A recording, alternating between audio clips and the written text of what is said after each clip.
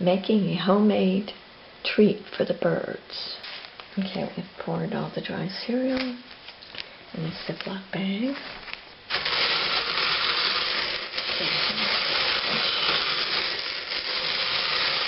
The cereal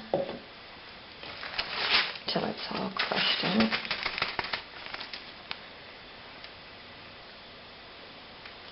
I'm going to pour the cereal into the bowl.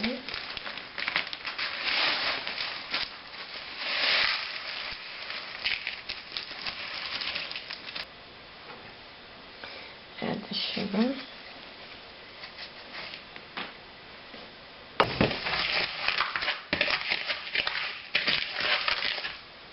And now add peanut butter.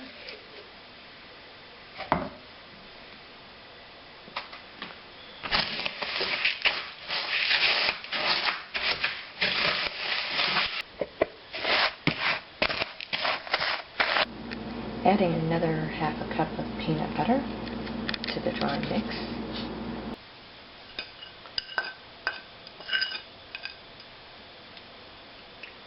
Okay, decided to add bird seed and some pancake syrup since I didn't have any honey.